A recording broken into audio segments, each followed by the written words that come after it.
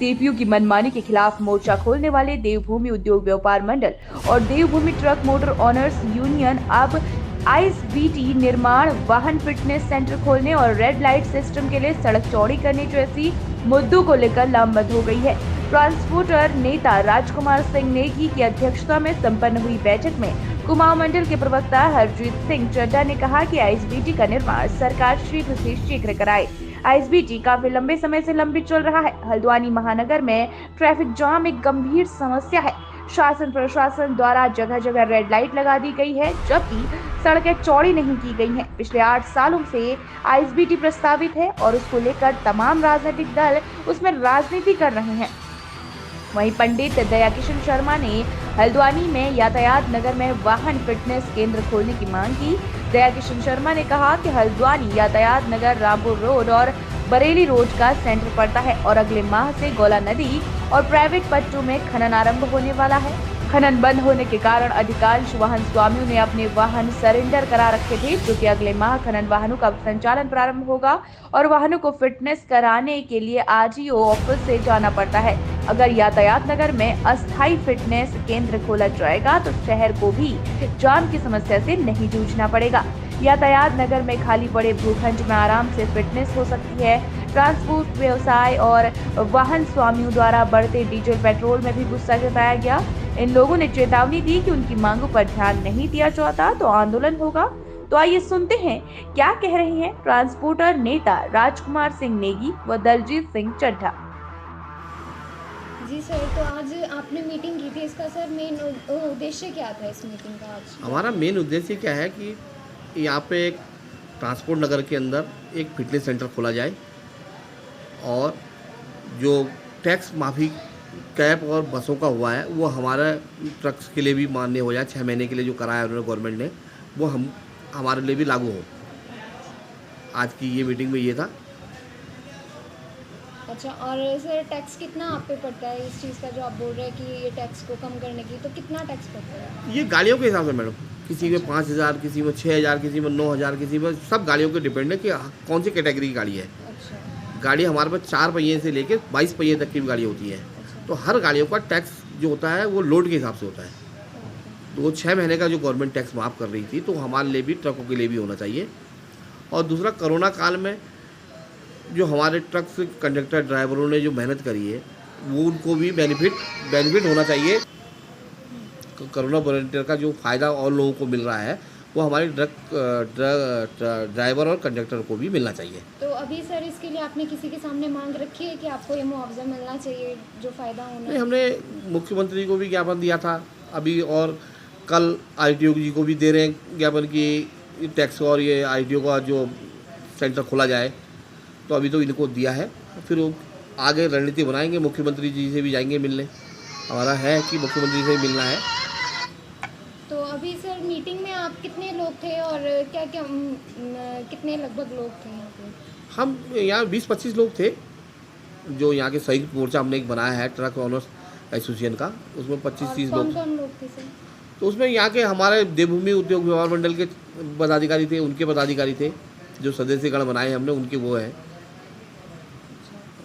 Sir क्या निष्कर्ष क्या निकला है जो आज मीटिंग हुई है, इसका निष्कर्ष क्या? निष्कर्ष देखिए कि अब सरकार को दिया है ज्ञापन वगैरह, या ये माध्यम से, आप लोगों के माध्यम से दिया है, तो अब सरकार क्या सोचती है, फिर उसके बाद आगे को रणनीति बनाएंगे कि क्या हो सकता है नया।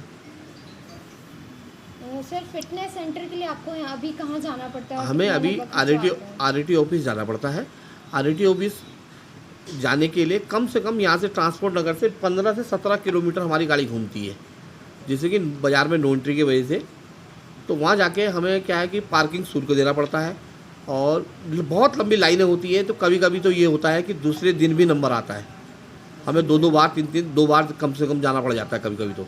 तो हमारी सरकार से यही मांग है कि सर्विस सेंटर, ये आरटीओ का फिटनेस सेंटर जो खोले हैं और जगह खोले हैं, तो एक सेंटर ट्रांसपोर्ट नगर में भी खोला जाए, जिससे कि हम लोगों को सुविधा हो और हमारा तेल और ये जो समय है वो बचे। सर आपको किसी से सांत्वना मिली हो कि हाँ अभी ये जो आपने मांगे रखी हैं वो पूरी होंगी? नहीं, एक बार बात हुई थी हमारे आरटीओ साहब से, तो कह रहे थे विचार करेंगे, लेकिन अभी तक तो कोई विचार हुआ नहीं। अब देखिए आगे क्या होता है। अगर आगे भी आपकी ये मांगे पूरी नहीं होती है तो फिर उसका आपका अगला कड़ा कदम क्या रहेगा सर? अगला कड़ा कदम क्या, हम जरा माननीय मुख्यमंत्री से भी मुलाकात करेंगे इस विषय में, परिवहन सचिव से भी बात करेंगे कि वो क्या कहते हैं। नहीं फिर आगे तो जो हमारे जो अमर लोग जितने यूनियन में हैं तो वो कोई निर्णय लेंगे, आगे कोई निर्णय तो लेना ही पड़ेगा कि समय समय पे जो इतना हमारे पैसे की बर्बादी और समय की बर्बादी हो रही, उसके लिए कुछ एक्शन लेंगे हम। सर मैं जानना चाहूँगी आज की आपकी मीटिंग में क्या मांगे थी? देखिए, आज हमारी 3 सूत्रीय मांगों को लेकर बैठक आयोजित की गई थी और हमने यातायात नगर में अपने कार्यालय में बैठक का आयोजन करा था, जिसमें हमारी मुख्य मांग ये थी कि शहर में जो आज जाम की समस्या है, हल्द्वानी एक महानगर है, कुमाऊं का प्रवेश द्वार है और यहाँ पर जाम एक बहुत बड़ी समस्या है और सरकार पिछले 8 साल से जो भी सरकारें रही हों, ISBT प्रस्तावित था जो अभी तक अंतर्राज्यीय बस अड्डा अभी तक बन नहीं पाया है। तो एक मुख्य वजह ये भी है जाम की। अगर शीघ्र से शीघ्र ISBT का निर्माण कराया जाएगा तो शहर की जाम की व्यवस्था से हमें निजात मिल सकती है।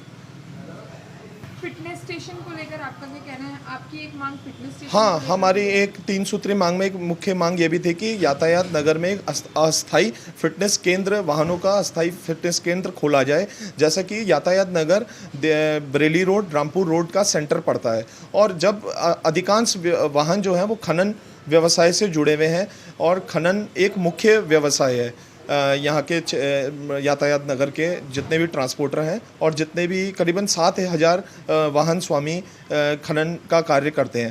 तो इसमें हमें अपने वाहन की फ़िटनेस कराने के लिए RTO ऑफिस ले जाना पड़ता है। अगर अस्थायी फ़िटनेस केंद्र यातायात नगर में खोला जाएगा तो उससे बहुत ही शहर में जाम की समस्या कम होगी और यहाँ के जो खनन डंपर स्वामी हैं उनको इसका लाभ मिलेगा और ये सुविधा मिलेगी।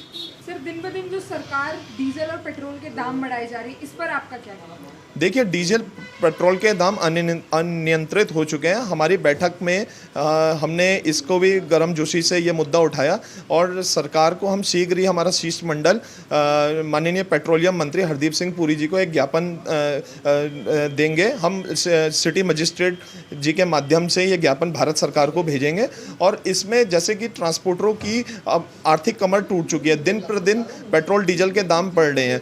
पेट्रोल डीजल के दाम बढ़ने से सीधा असर आप देखेंगे हर चीज़ पर आता है। इससे महंगाई जो है वो इन्फ्लेशन जो है इतना हाई है, आज का रिटेल इन्फ्लेशन इतना है, खुदरा महंगाई इतनी बढ़ चुकी है और दिन पे दिन अस्थिर हो चुके हैं। एंगल, लोहा, चद्दर, पत्ती, हर चीज़ के दाम में तेजी है। टायर ट्यूब महंगा होता, इंश्योरेंस महंगा होता, डीजल महंगा होता हुआ आपका स्पेयर पार्ट्स, हर चीज़ के दाम जितने भी चीज़ जो भी आता है उसके सीधा कहीं ना कहीं पेट्रोलियम प्रोडक्ट से ही इसके दामों पे इस पर वो होता है। मैं आपसे ये भी जानना चाहूँगी कि जैसे अभी कोरोना काल आया था जी तो उसमें हर सेक्टर में कोरोना वॉरियर्स, जैसे हॉस्पिटैलिटी सेक्टर हो गया या हर सेक्टर में वॉरियर्स बनाए गए थे जिन्होंने कोरोना काल में भी काम किया था।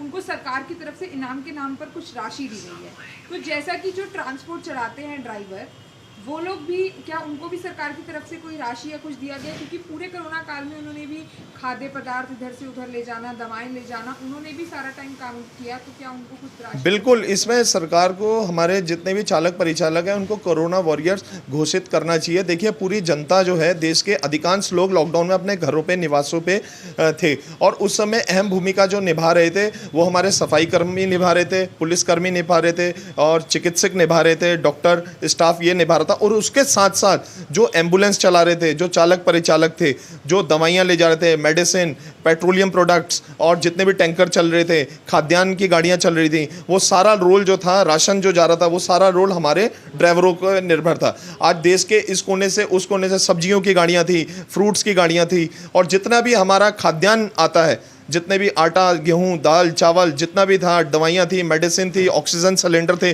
जो भी थे, तो ड्राइवरों ने उसमें, चालक परिचालकों ने बहुत ही अहम भूमिका निभाई है। उनको हम ये मांग करते हैं भारत सरकार और राज्य सरकार से कि उनको कोरोना वॉरियर घोषित किया जाए तथा इनाम के प्रोत्साहन राशि दी जाए। क्या आज आपने अपनी बैठक में ये मुद्दा भी रखा था? हाँ, ये मुद्दा भी हमारे पंडित दयाकिशन शर्मा जी द्वारा, हमारे सदस्य जो हैं उनके द्वारा उठाया गया था और उसमें हमने ये भी मेंशन करा है, जो हम ज्ञापन अभी भारत सरकार को भिजवाएंगे उसमें हमारा ये भी मांग है हमारी। सब्सक्राइब करें हमारा YouTube चैनल न्यूज़ जंक्शन 24 और बेल आइकन दबाना ना भूलें।